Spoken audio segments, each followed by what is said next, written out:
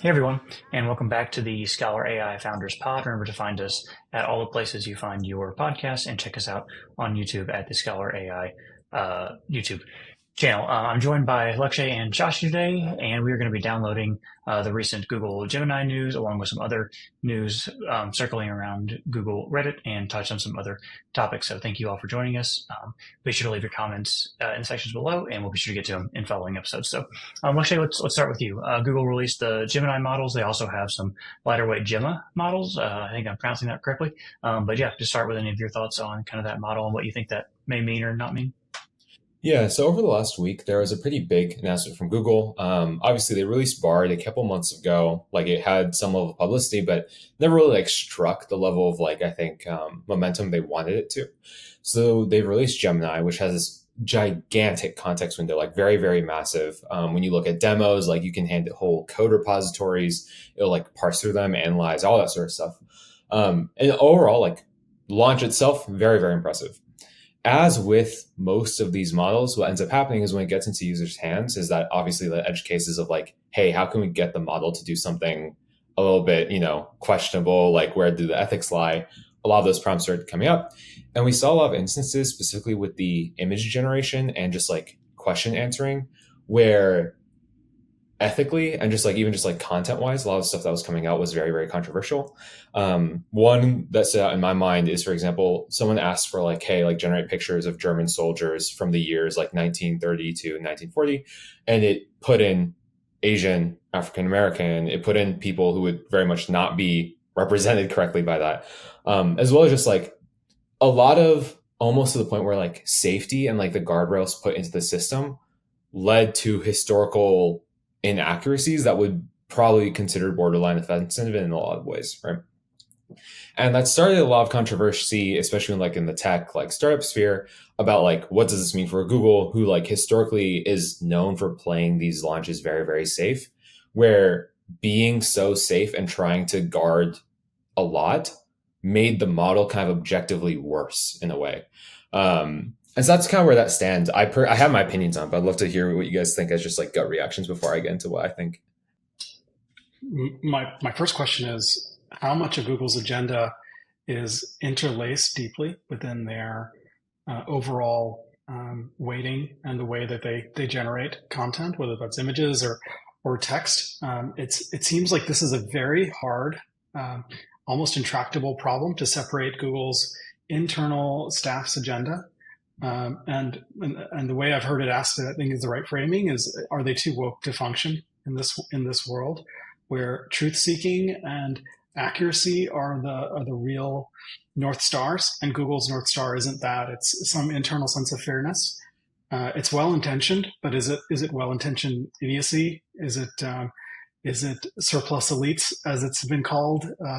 The 50 or 60% of Google staff who really have no business working at Google, and that capital should really just be a dividend to shareholders instead of a ton of extra unnecessary staff. I mean, we've probably all heard of people who work at Google who just kind of sit on lawn chairs and hang out and don't really have a whole lot of concrete contributions other than the kind of general posturing and so yeah, I think these are the right questions to ask: is how much of Google's internal staff's agenda is interwoven into their models, and how much of that can be now extricated. The process of extrication feels a lot like the pivot that Zuckerberg had to go through with the Reality Labs investment, and the major pivot that Meta had to make from the many billions invested in Reality Labs toward kind of a more kind of refocused Meta, the kind that Meta's been an incredible stock over the last year because they got refocused. They understood that they were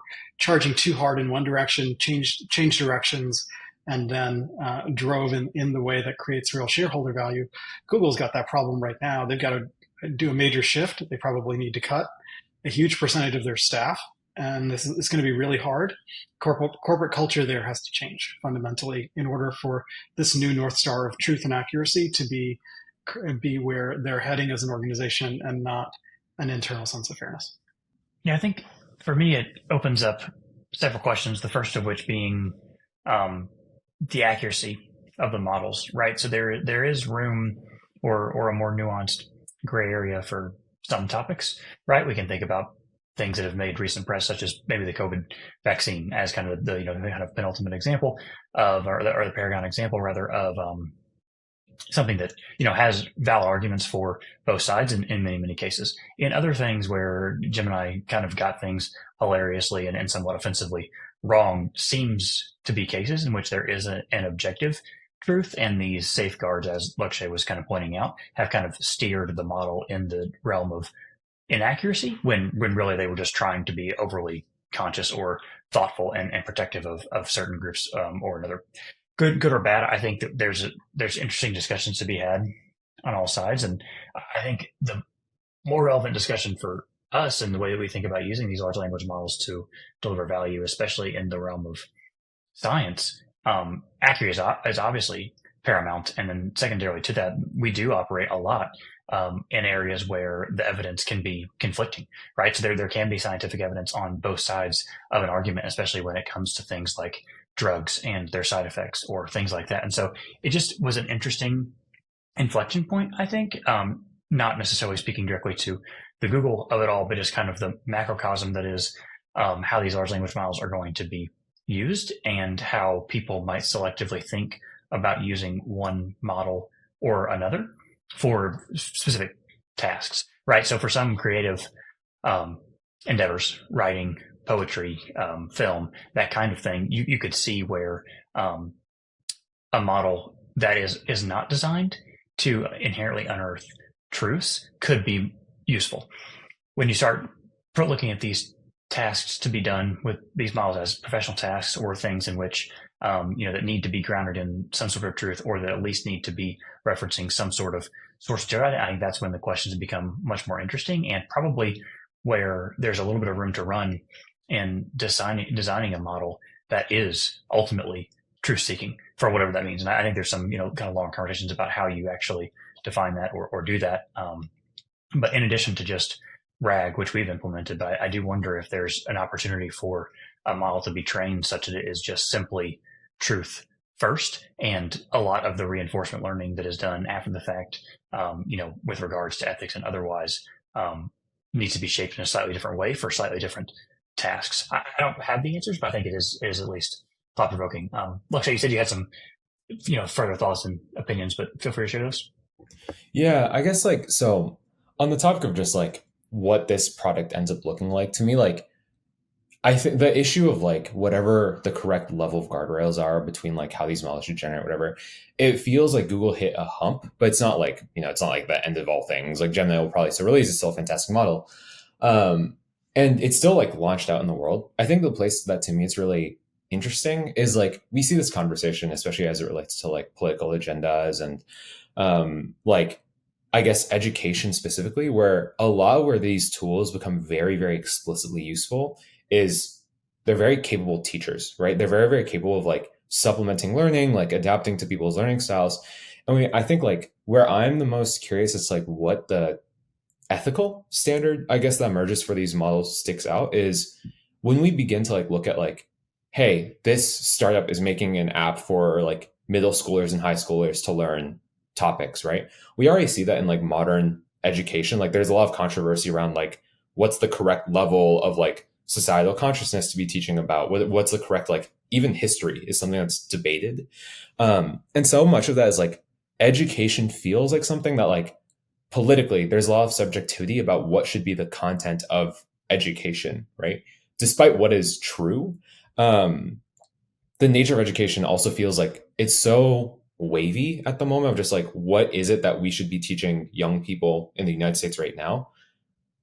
We're making models that are very capable of doing all of this, right? So it kind of feels if people are beginning to use these models, ideas of what education should look like, what should we know about history, what should we know about just general societal awareness, general ethics, those kind of standards don't exist, and they're very, very subjective at the moment. But it feels more than ever, especially ChatGPT has its own set of guardrails, Gemini has its own set of guardrails.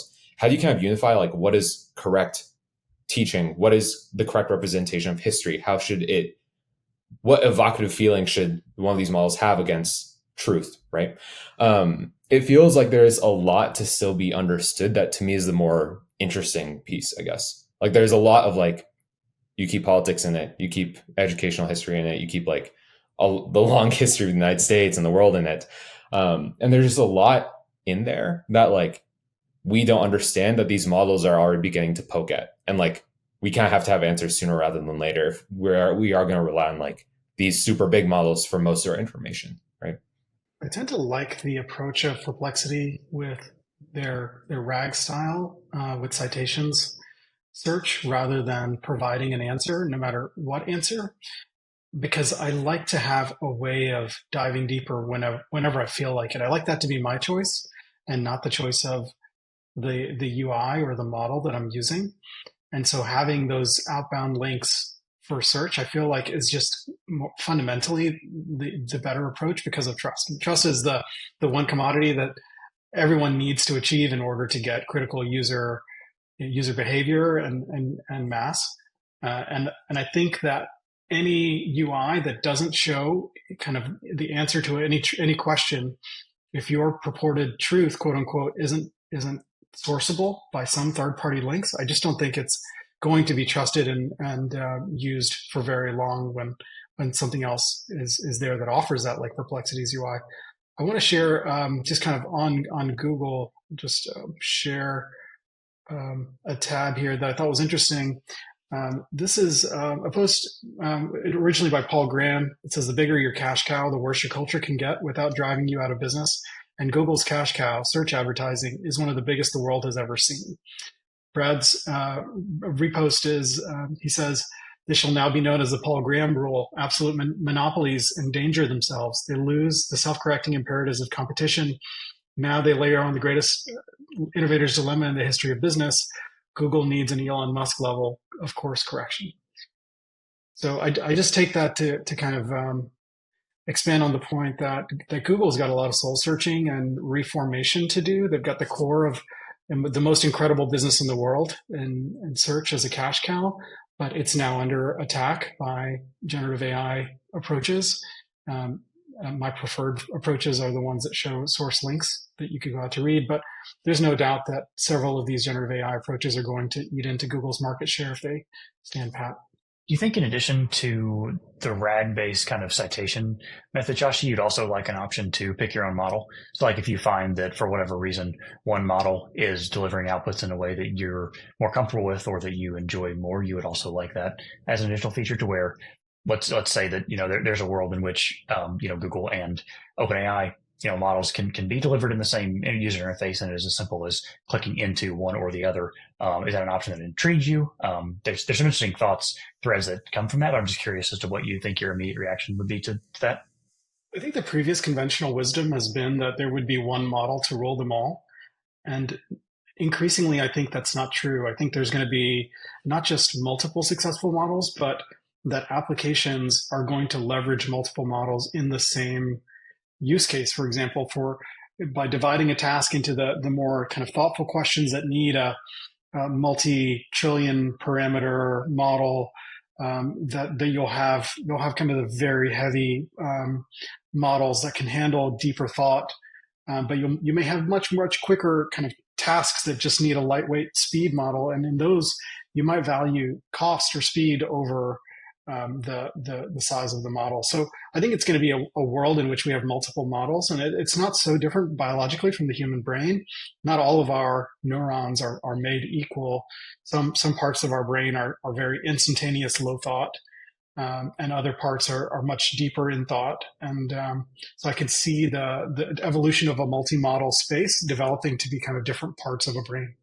Yeah, I think that's really intriguing. I think the downside or the potential risk in having these various models floating around is that it can deepen the danger for people to kind of end up in these echo chambers or silos, right? Especially with regards to what Lakshya was saying earlier, and that a lot of truth has layers of subjectivity, or at least different perspectives in which the truth can be told from, and depending on those perspectives, the kind of the raw output of that might look differently. I do have some fear that people just left unguided will end up, very much kind of in this very strong feedback loop of reinforcing their ideas rather than actually seeking objective truth. And I think that what you might end up with, unfortunately, is kind of the social media all the negatives of social media kind of effect on steroids, which is, concerning. I think there are some mitigation strategies that have been ideated, but I don't know that I've necessarily seen any that truly guard against, humans' worst intentions, in a way that is, I have a lot of confidence in yet. Um, on that same thread, as a slight tangent, I was thinking about this as Lakshya was speaking. I finished a book not long ago. It's called A People's History of the United States. It was written by Howard Zinn. I was looking here in my Audible. It is a historical perspective of the United States that was actually, it's told through a slightly different lens. For those listening, it has a slightly more left leaning bias. So just, be forewarned as you kind of go into that, with eyes wide open. But it's incredibly well done in the sense that it does a really nice job of illustrating the juxtaposition of the recounting of historical events through the kind of more traditional, American first lens, and then kind of the alternative viewpoint. So anyway, I just wanted to mention that because as Lakshya was speaking about it, it was a very interesting read, or listen to in my case, and kind of touched on some of the points that Lakshya was making about not necessarily the subjectivity of history specifically, but at least the different vantage points in which those stories can be told through.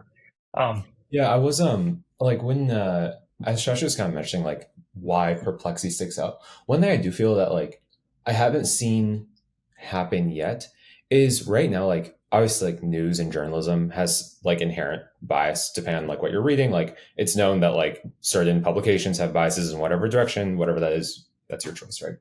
But one thing that I haven't like seen happen yet is that like when we're discussing like credibility and like when we're relying on models to be our initial parsers, I don't think I've seen anything that like does assessment of credibility in the same way, for example, like Twitter does like, oh, like readers comment or something like that's kind of like put a whole picture as best as like the public can on what is the actual story here, if something's misrepresented or if there's like a bias in the article or whatever that may be.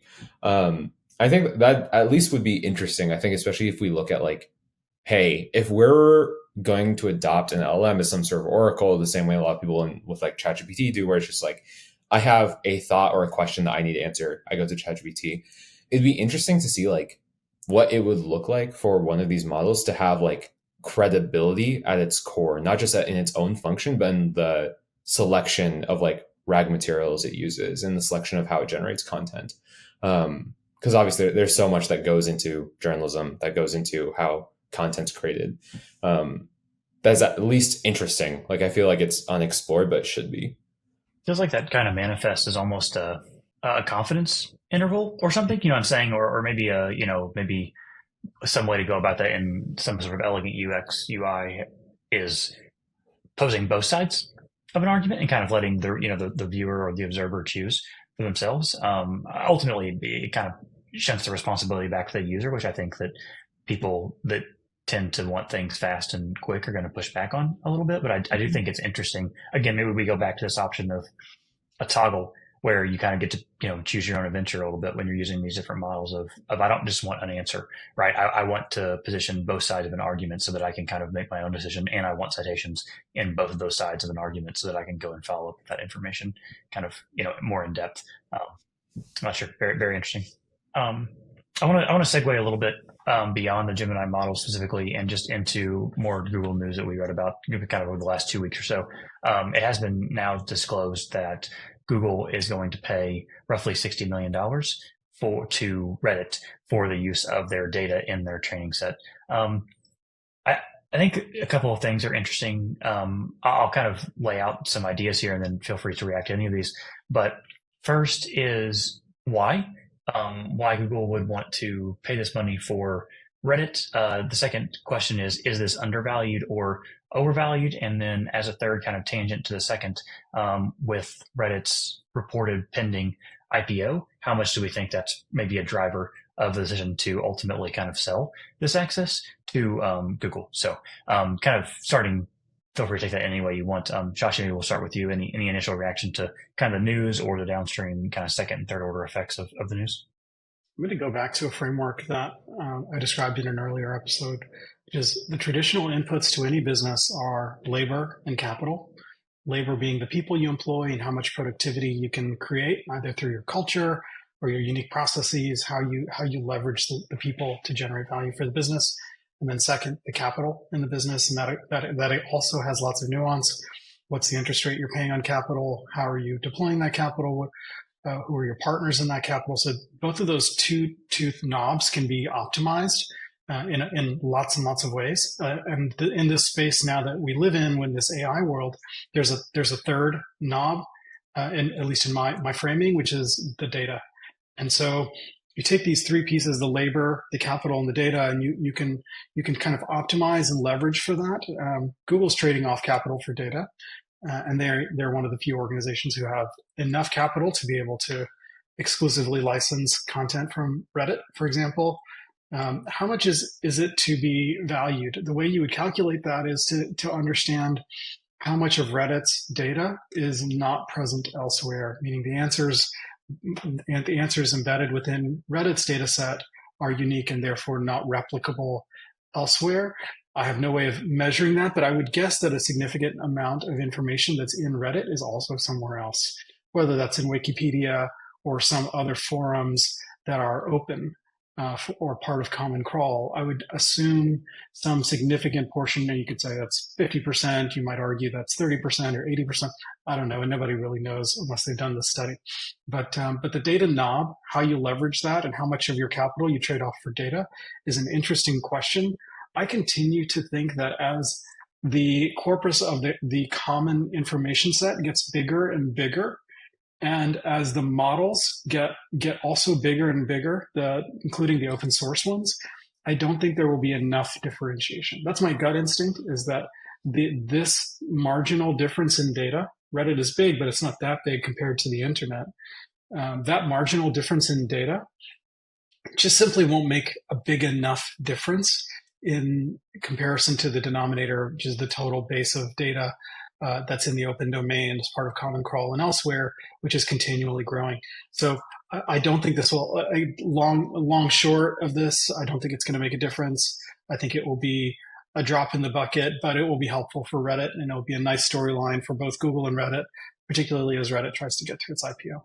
Yeah, I think it's an interesting thought. I personally am not much of a Reddit user, so I don't have very good kind of context into what information exists in Reddit that might exist elsewhere. But I'm of a similar opinion than you in that many of these disparate data sets, Reddit being perhaps one of the largest disparate data sets possible, just are seemingly a drop in the bucket relative to the amount of information with specific regards to how much non-overlap is there of the internet. And so I just don't know how much can really be leveraged from a novel or a quote unquote unique data set in the actual training of these models. Where it might become valuable as a potential counterpoint is if you're just setting up a RAG-based system over this data set. So like instead of, like using the Reddit data for training, if you're a person that you want to specifically find information on Reddit that is something particular to your use case that you feel very strongly about, and Gemini is the only model, as an example, that can use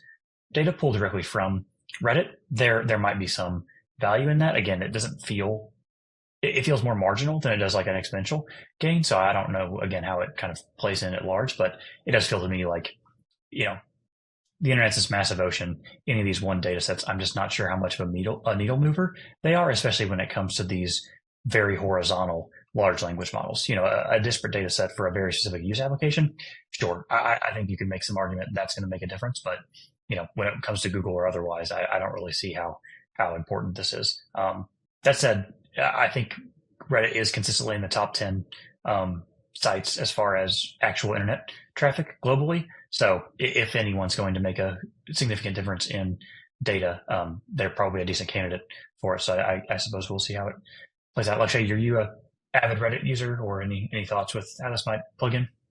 Yeah, I don't use Reddit that much. But like what I guess like the sensation I was at first getting when I heard about this announcement is that like I don't know why I assumed this. Reading the article, it's very much not this, but I figured like what Google would be getting out of this is like user data and that sort of access to like, hey, who's this person? Like, what communities are a part of? Are they a part of? What hobbies, interests, etc. that they have? And that inherently seems a little bit more valuable than just like here are all the comments and posts we've ever had. There's like an interesting maybe like network angle to like the data they have that like most forums like forum type websites in the world wouldn't really have. But to me, I'm kind of the same opinion. Like if the goal here is to like, hey, like let's add more to our data pool of like what the solution is for like finding the best travel recommendations in this city, right? You can read that from Reddit, you can read it from a news article. It's not going to be that different, right? Um, I don't know. I think like when I heard about it, I was expecting it to very much be with the former thing I described, and that seems a little bit more interesting. But very like reading their announcement article, their partnership, it feels like it's just like we're just adding to the general data set of data scraping over the internet, which doesn't seem that exciting entirely. Um, it doesn't seem like it's a real like needle mover in it by any means. In big companies, there's this huge pressure and almost incentive to win the news cycle and to seem like you are doing something, and to be able to answer to the board or in turn to the senior executives, the executives below them. We are doing something about this, and here's something we're doing. So there's this huge incentive to appear like you're doing something, and this could be just satisfying those needs, those short-term needs of getting some press, saying, "Hey, we've taken some action. We're doing something. You aren't paying us just to sit around and watch the news like you. We're in the field. We're in the game." Yeah, that's an interesting point as well, and it's kind of circular in where we started with just Google kind of going through this identity crisis right now. I think that for the first time in a very long time, maybe ever, they're feeling legitimately challenged that their cash cow that is search is undergoing a fundamental shift. Right? I think we could speculate all day long on whether it'll be Perplexity or another maybe search provider that ultimately wins this kind of horizontal search. But I think there is no question that AI is going to be infused throughout the kind of search and information synthesis process, and fundamentally that provides opportunity for someone other than Google to kind of rule that day. I think I'm not sure that we had the conversation here or elsewhere. I know we referenced it last week with regards to Amazon and the ads business. I also think this represents a fundamental shift in the way that search is monetized, right? And so if you're not immediately returning results in the form of resources in the term of search pages, I do wonder how search might be monetized in the kind of the age of AI, if you will, other than users paying for it themselves. And user behavior is not, they're not used to paying for search. That's something that has been free, similar to social media and otherwise. We did just see Twitter, now X, go through this transition in which it was a completely free platform, and then Elon kind of installed premium subscriptions to be able to kind of access more information, have unlock additional features, kind of verify yourself so that you could kind of stay off of the bot lines, that kind of thing. It's going to be interesting to see how that kind of business model, I think, develops over time in this kind of AI first search environment that we're headed towards. Just to change gears, did you guys read about the potential for the Russian nuke in space? And curious if you had any reaction to that. I'm having a reaction now. What's the story? there's a story that was circulating that Russia was either planning to have or maybe already had a nuclear weapon in space. The idea being, if they set off a nuclear weapon in space, it would hit some immediate number of satellites, but then the debris would knock out basically all of the other satellites as they circulated the Earth. So you'd essentially wipe out almost all the satellites around Earth and create a debris field to knock out communications, all satellite-based kind of communications through a single event, a single bomb that would go off. And and of course, I was thinking about this and paranoid on the morning that I woke up, and AT&T had this massive nationwide cell phone outage. I was thinking, maybe this is the hack. This is the beginning of some major global event. It's a very fast and furious type of villain like plan. It's very very cinematic in nature.